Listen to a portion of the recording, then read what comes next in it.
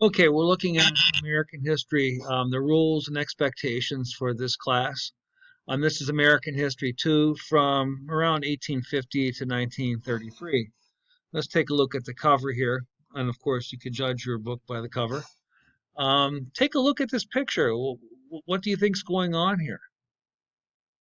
Well, I could tell you this picture was about 102 years ago, 1918. And it's a classroom, I think at Notre Dame University, where they are, I guess, not practicing social distancing, but they certainly have, you'll notice the masks on these people. And this is during the great pandemic of 1918, known as the Spanish flu. I mean, this picture shows us that what we're going through right now has historical precedent to it. And one of the reasons why we study history, it provides us examples about things that work and things that don't work. I would say that most of you ninth graders know more about infectious diseases than many of these people did 100 years ago. So the society that they came in didn't even really understand what influenza was.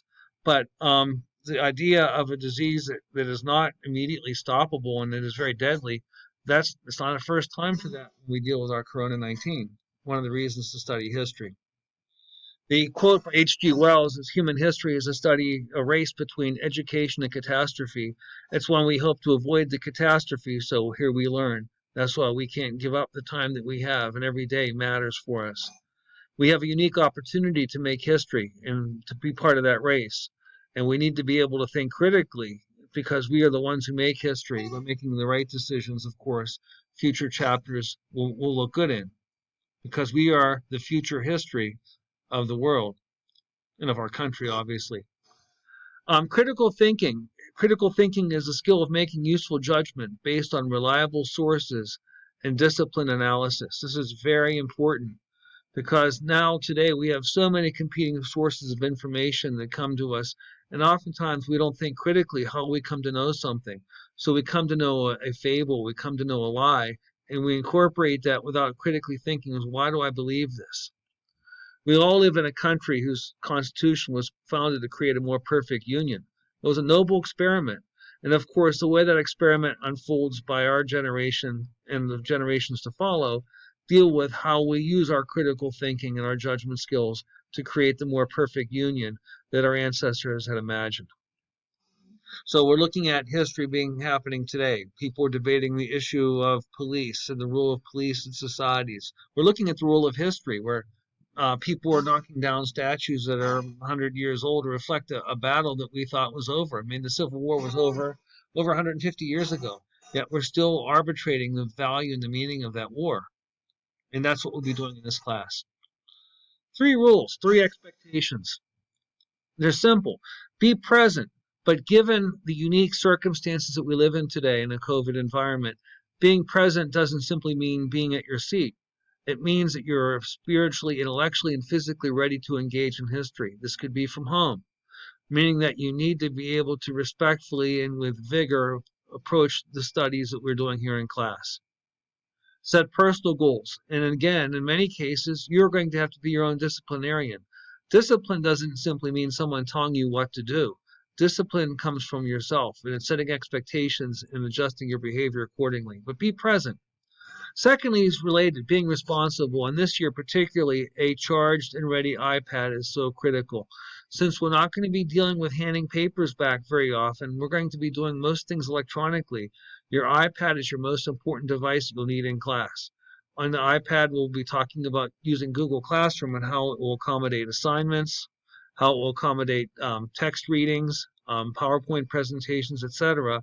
You want to have your Google Classroom signed up, and you want to make sure that you have everything ready to go on your iPad. The third issue is probably the one most indicative of your future study of history, and that's curiosity.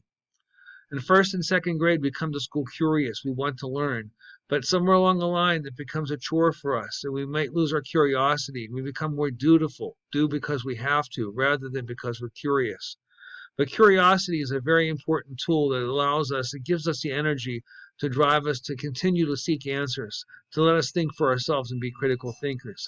Curiosity is probably the most important part of these 3 rules in terms of your lifetime learning of history. General class procedures, the Google Classroom will give you a little bit of information on that later on. If you don't have Wi-Fi at home, please be sure to download all information while you're here in school. Class lectures are going to generally be done in PowerPoint and screencast. We'll be reflecting on them using Google Docs, either individually or cooperatively.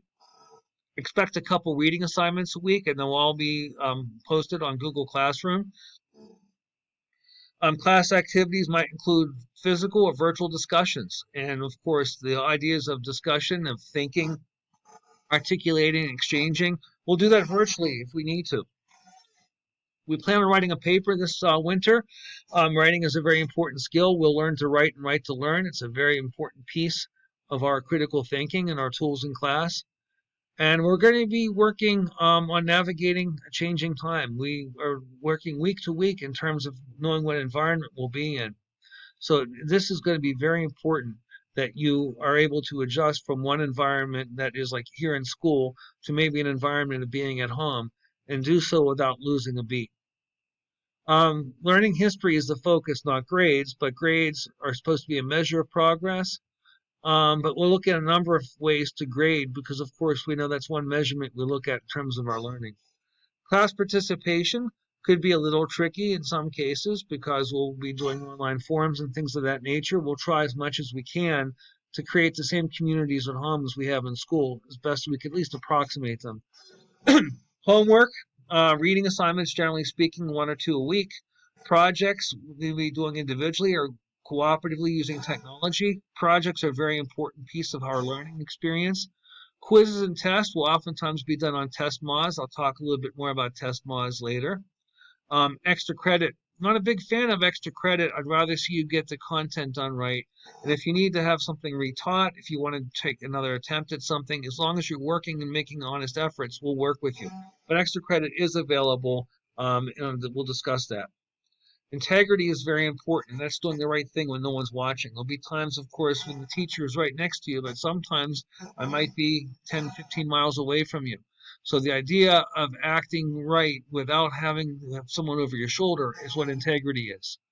So we'll make sure we get in the habits of exercising integrity. And I'll always help you if you're having a problem, but don't wait till the end of a quarter if you need some extra help. This class has 4 units of study. The first one is looking at the dissolution of the Union. As we look at the divisions that are hitting our country right now, as we can see all around us, we can look at the context and compare it to what led up to the Civil War. Regional differences between North and South, between slavery and non-slavery, and the political and eventually the military solution to ending the dissolution of the Union. We'll take a look at the cost and the successes and failures of that. The second unit will look at how the United States emerged to become an industrial powerhouse. By 1900, the America, which had begun as a as a nation, as a relatively weak and agrarian place, had become an industrial powerhouse, and by 1900 was really emerging as the world's largest economy.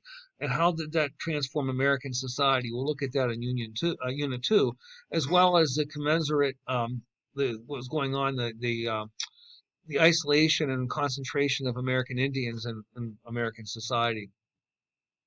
3, we'll look at progressives and imperialists, how government attempted to try to use a more hands-on approach to try to protect social justice, to protect the health of American people, and how imperialists looked at America's rule not just as a continental empire, but as a global empire.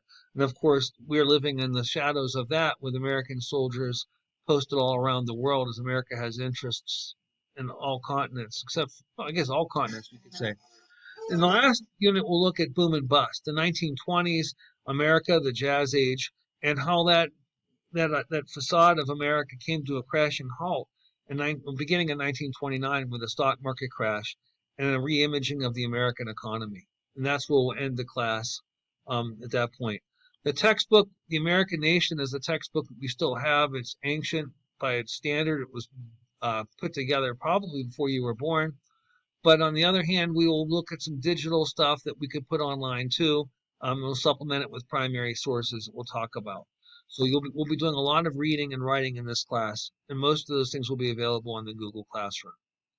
Okay, now, since we're working in a new environment, very important, if you have any questions or concerns, any struggles or trouble, You own the solution. Simply give me an email, send me a note, and we will work this out together because I want to become a more perfect teacher, and I'll do so with your support and with your guidance. So please make sure you communicate those things with me. Okay, folks? Hope that works for you.